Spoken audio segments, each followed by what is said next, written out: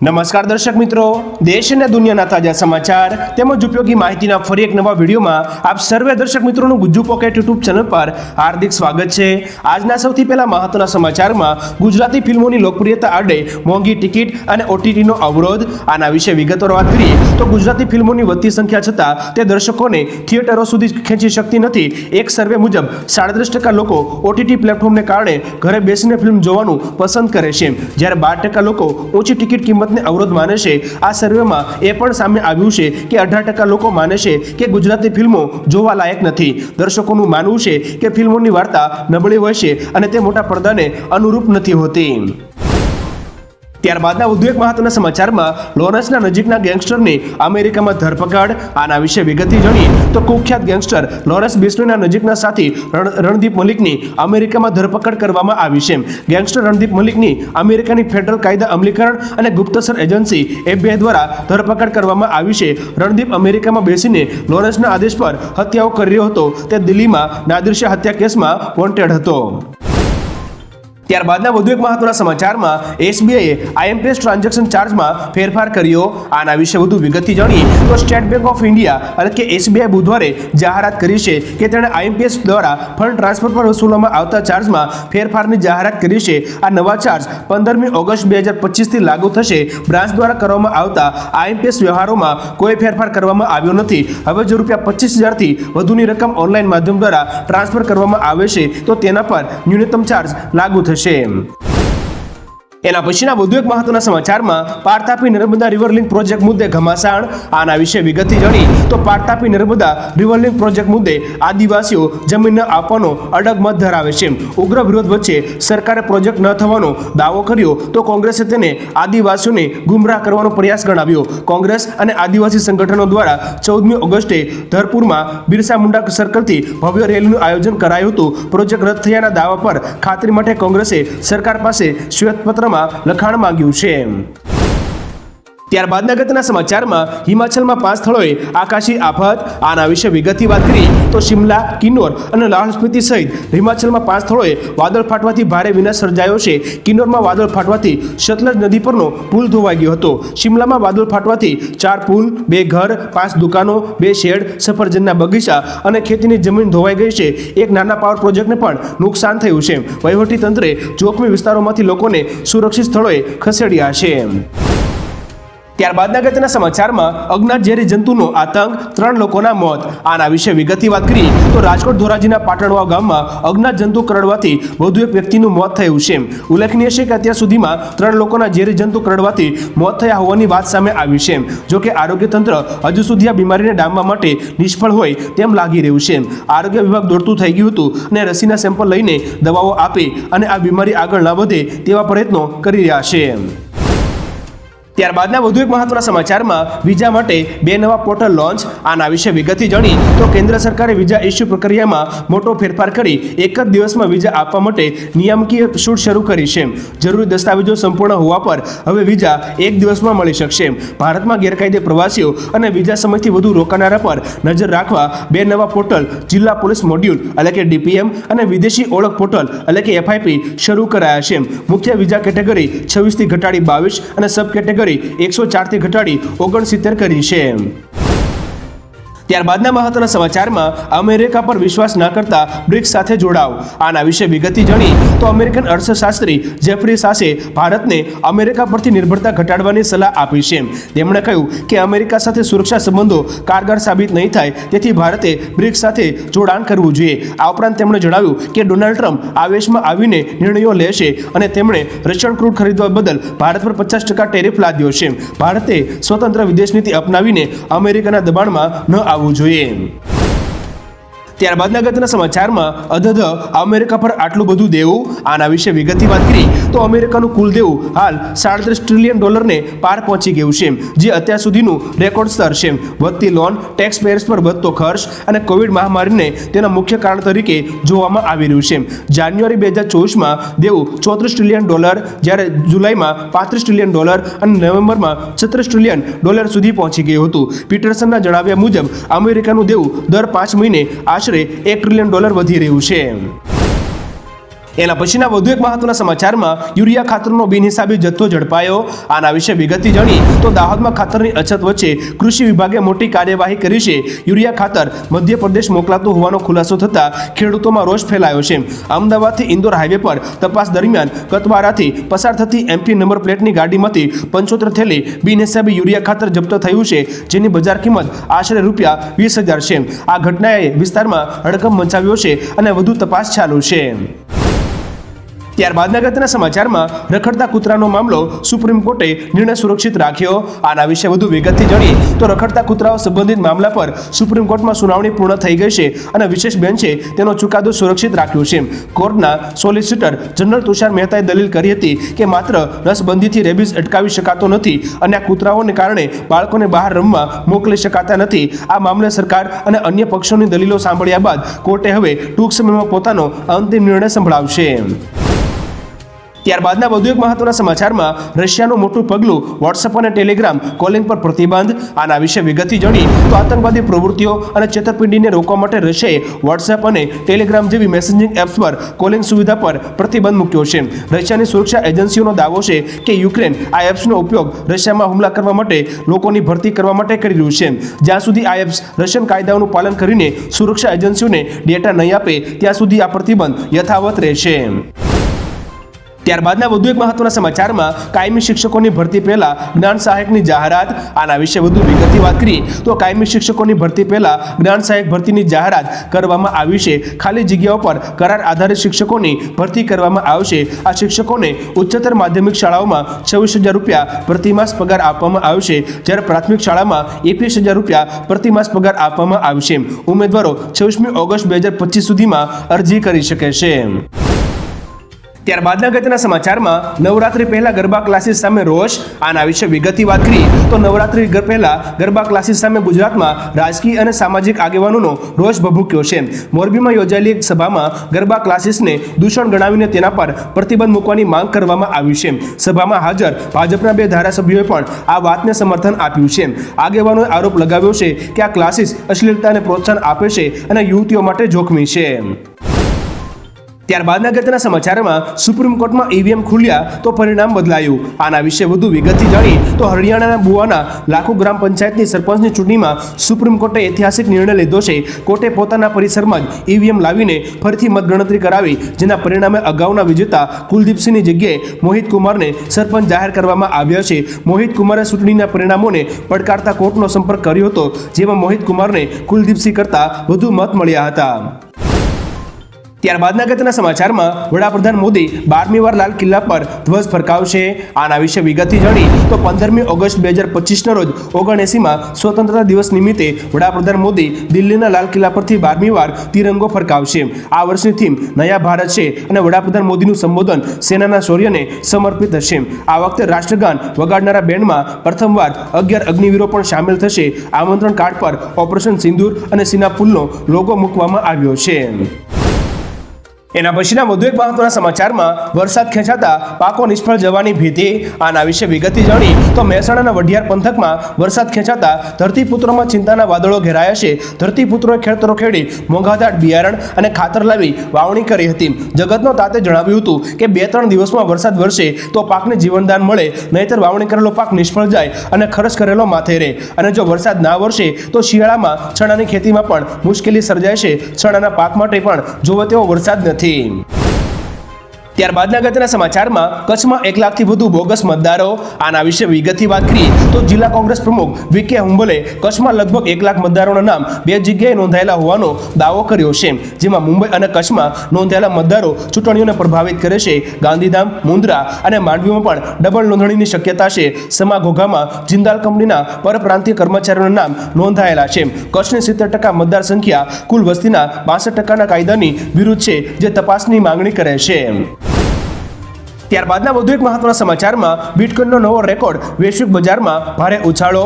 આના વિશે વધુ વિગતથી જાણી તો વૈશ્વિક ક્રિપ્ટોકરન્સી બજારમાં બિટકોઇને એક નવો કીર્તિમાન સ્થાપિત કર્યો છે. ફેડરલ રિઝર્વ દ્વારા અનુકૂળ નાણાકીય નીતિની શક્યતા અને નાણાકીય સુધારાઓને કારણે બિટકોઇનની કિંમત 0.9% વધીને $1,24,249 પર પહોંચી ગઈ છે. આ સાથે જ બીજા સૌથી મોટા ક્રિપ્ટો ટોકન ઇથરની કિંમત પણ $4,780.04 થઈ છે. આ ઉછાળાથી ક્રિપ્ટો માર્કેટમાં આશાનો સંચાર થયો છે. ત્યાર પછીના અગત્યના સમાચારમાં મેં 2800 કૂતરાઓને મરાવી નાખ્યા. આના વિશે વિગતથી જાણી તો કર્ણાટકના જનતા દળ સેક્યુલર પાર્ટીના નેતા અને MLA SL હોજેગૌડાએ વિધાન પરિષદમાં ચોંકાવનારું નિવેદન આપ્યું છે. તેમણે દાવો કર્યો છે કે બાળકોની સુરક્ષા માટે તેમણે લગભગ 2800 કૂતરાઓને ઝેર આપીને મરાવી નાખ્યા છે. આ માટે જેલમાં જવા પણ તૈયાર હોવાનું જણાવ્યું છે. હોજેગૌડાએ સુપ્રીમ કોર્ટમાં કૂતરાઓ વિરુદ્ધ કાર્યવાહી કરવા માટે અરજી દાખલ કરવાની પણ માંગ કરી છે. ત્યાર પછીના અગત્યના સમાચારમાં દક્ષિણ ચીન સાગરમાં US અને ચીની નૌકાદળ વચ્ચે ટકરાવ. આના વિશે વધુ વિગતથી જાણીએ તો દક્ષિણ ચીન સાગરમાં US નેવીનું યુદ્ધ જહાજ USS હિગિન્સ ચીનની સમુદ્રી સીમામાં ઘૂસી ગયું હતું, જેના પગલે ચીની નૌકાદળે તેને પાછું ધકેલ્યું હતું. આ ઘટના બાદ ચીને એક કડક નિવેદન બહાર પાડી ભવિષ્યમાં આવી ઘટનાઓ ન કરવાની ચેતવણી આપી છે. જો કે આ અંગે અમેરિકા તરફથી કોઈ પ્રતિક્રિયા આવી નથી. આ ઘટના પર મૌન રહેવાથી સ્પષ્ટ છે કે અમેરિકા હાલમાં ચીન સાથે વધુ તણાવ ઈચ્છતું નથી. ત્યારબાદના અગત્યના સમાચારમાં ડોનાલ્ડ ટ્રમ્પે પુતિનને આપી ખુલ્લી ધમકી.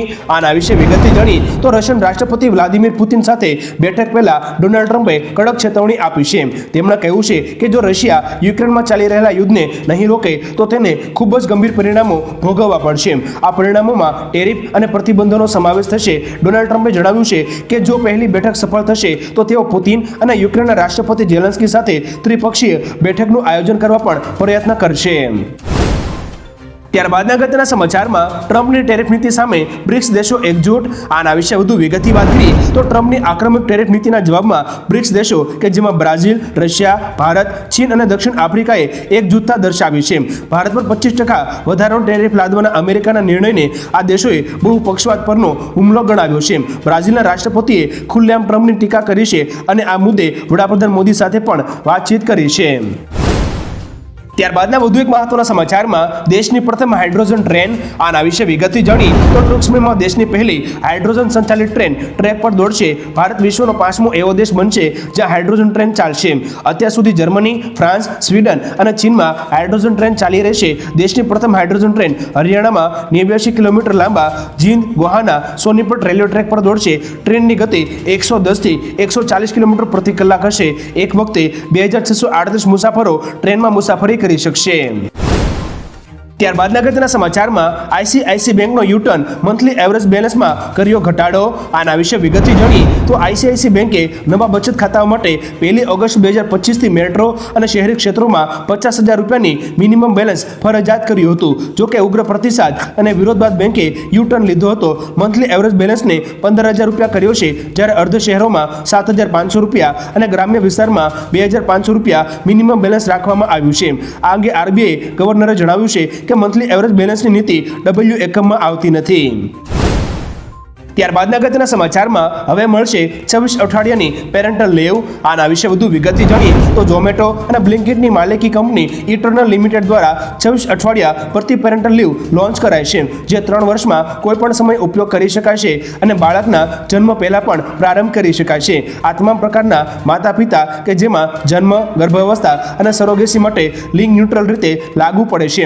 સાથે નવજાત શિશુનો વીમો, ફર્ટિલિટી અને ફેમિલી પ્લાનિંગ તેમના સમન્વય સેવા સેટઅપમાં ઉમેરવામાં આવ્યા છે. ત્યારબાદના વધુ એક મહત્વના સમાચારમાં વધુ એક આગાહી, જન્માષ્ટમી પર વરસાદ. આના વિશે વિગતથી જાણી તો હવામાન શાસ્ત્રી તેમજ નિષ્ણાંત પરેશ ગોસ્વામી દ્વારા જન્માષ્ટમી પર વરસાદની આગાહી કરવામાં આવી છે. તેમણે જણાવ્યું છે કે બંગાળની ખાડીમાં સાયક્લોનિક સર્ક્યુલેશનની અસર શરૂ થઈ છે, જે કારણે 16મી ઓગસ્ટથી 22મી ઓગસ્ટ સુધી વરસાદી માહોલ જોવા મળશે. આ કારણે રાજ્યમાં સારો વરસાદ થશે. હવામાન વિભાગે પણ upper air cyclonic circulation, low pressure, monsoon East અને વેસ્ટ ટ્રફ સિસ્ટમ સક્રિય થવાના કારણે વરસાદની આગાહી કરી છે.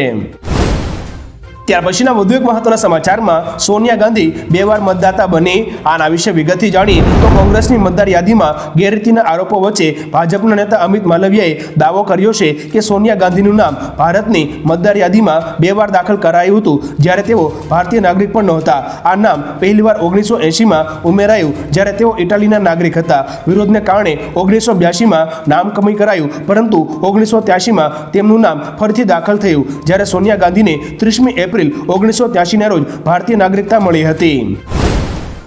એના પછીના અગત્યના સમાચારમાં પોરબંદરના લોકમેળામાં વિવાદ આના વિશે વિગતથી જાણી તો પોરબંદર મહાનગરપાલિકા દ્વારા લોકમેળાનું આયોજન કરાયું છે. આ મેળામાં રાઇડર્સના ભાવ વધારાને કારણે વિવાદ વકર્યો છે. પોરબંદરમાં રાજકોટ કરતાં વધુ ભાવ રાખવા બાબતે વિવાદ સર્જાયો છે. રાઇડર્સમાં બેસવા માટે 18 વર્ષથી ઓછી ઉંમરના લોકો માટે 30 રૂપિયા અને 18 વર્ષથી વધુ ઉંમરના લોકો માટે 50 રૂપિયાનો ભાવ રાખવામાં આવ્યો છે. મહાનગરપાલિકા કમિશનરે જણાવ્યું હતું કે કોઈ આઈ કાર્ડ ના હોય તો ચહેરો જોઈને ઉંમર નક્કી કરાશે. એના પછીના અગત્યના સમાચારમાં નવરાત્રી પહેલા વડોદરામાં ઉઠી આવી માંગ આના વિશે વધુ વિગતથી જાણી તો નવરાત્રીને આડે હવે ગણતરીના દિવસો બાકી રહ્યા છે ત્યારે ગરબામાં પ્રવેશ અને આયોજન અંગે ઘણા વિવાદ સામે આવ્યા છે. વડોદરાની સનાતન સંત સમિતિના રાષ્ટ્રીય અધ્યક્ષ જ્યોતિર્નાથે માંગ કરી છે કે પાસ આપતા પહેલા આધાર કાર્ડ ચેક કરો. ગરબા ગ્રાઉન્ડના મંડપ ડેકોરેશન અને સિક્યુરિટી કોન્ટ્રાક્ટ વિધર્મીઓને ના આપો. ગરબા રમવા આવતા દરેકને તિલક કરીને જ પ્રવેશ આપવામાં આવે. આ ઉપરાંત ગરબા ગાયકોને માત્ર માતાજીના લોકગીતો જ ગાવા. એના પછીના મહત્વના સમાચારમાં બીએસએફમાં હેડ કોન્સ્ટેબલની બમ્પર ભરતી આના વિશે વિગતથી જાણી તો બોર્ડર સિક્યુરિટી ફોર્સે હેડ કોન્સ્ટેબલની વિવિધ જગ્યાઓ માટે ભરતીની જાહેરાત કરી છે. આ ભરતી ખાસ કરીને રેડિયો ઓપરેટર અને રેડિયો મેકેનિક પોસ્ટ માટે છે. આ ભરતી પ્રક્રિયામાં લેખિત પરીક્ષા, શારીરિક પરીક્ષણો અને તબીબી પરીક્ષા જેવા વિવિધ તબક્કાઓનો સમાવેશ કરવામાં આવ્યો છે.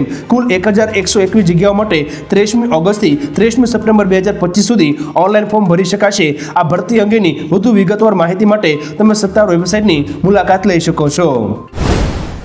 ત્યારબાદના અગત્યના સમાચારમાં હવે મહિલાઓને ગર્ભવતી નહીં થવું પડે આના વિશે વિગતથી જાણીએ તો ચીનની કંપની કાયવા મહિલાઓની બાળ જન્મની સમસ્યા ઉકેલવા રોબોટ વિકસાવી રહી છે જે ગર્ભ અવસ્થા સિમ્યુલેશન કરીને માનવ બાળને જન્મ આપી શકશે.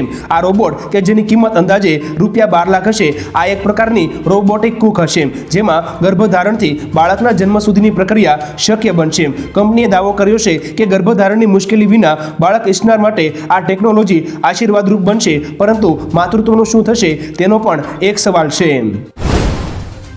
એના પછીના મહત્વના સમાચારમાં માત્ર 3240 રૂપિયામાં હવાઈ મુસાફરી આના વિશે વધુ વિગતથી જાણી તો મહારાષ્ટ્ર સરકારે રાજ્યના લોકો માટે સારી મુસાફરી સુવિધાઓને ધ્યાનમાં રાખીને એક મોટો નિર્ણય લીધો છે.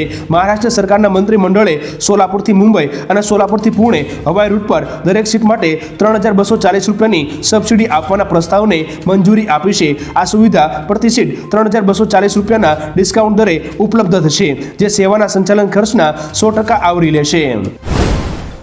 ત્યાર પછીના અગત્યના સમાચારમાં જહાજ ડૂબ્યું 27 લોકોના મોત આના વિશે વિગતથી જાણી તો ઇટાલીના લેમ્પેદુસા ટાપુ પાસે પ્રવાસીઓથી ભરેલું જહાજ પલટી જતા આશરે 27 લોકોના મોત થયા છે અને અનેક લોકો ગુમ પણ થયા છે. યુએનએચસીઆરના ફિલિપો ગ્રાન્ડીએ આ ઘટનાને દુઃખદ ગણાવી હતી. આંતરરાષ્ટ્રીય સ્થળાંતર સંગઠન અનુસાર લિબિયાથી 2 બોટમાં 95 પ્રવાસીઓ નીકળ્યા હતા. એક બોટમાં પાણી ભરાતા મુસાફરોને બીજી ફાઇબરગ્લાસ બોટમાં ચઢાવવામાં આવ્યા હતા પણ વધારે વજનને કારણે તે બોટ પલટી ગઈ હતી. એના પછીના વધુ એક મહત્વના સમાચારમાં આનંદો એક પણ રાશન કાર્ડ રદ નહીં થાય આના વિશે વધુ વિગતથી જાણી તો અન્ન અને નાગરિક પુરવઠા મંત્રી કુંવરજી બાવળીએ જાહેરાત કરી છે કે રાજ્યમાં પાત્રતા ધરાવતા કોઈપણ લાભાર્થીનું NFS રેશન કાર્ડ રદ કરાશે નહીં. તેમણે સ્પષ્ટ કર્યું છે કે સરકારનો હેતુ ગરીબ અને જરૂરિયાતમંદ લોકોને અનાજ ઉપલબ્ધ કરાવવાનો છે. કાર્ડ રદ થવાથી કોઈ લાભાર્થી નુકસાન ન અનુભવે તે માટે વિસ્તૃત સમીક્ષા થશે. તમામ પાત્ર લાભાર્થીઓને સાચો ન્યાય મળશે તે સરકારની પ્રતિબદ્ધતા છે.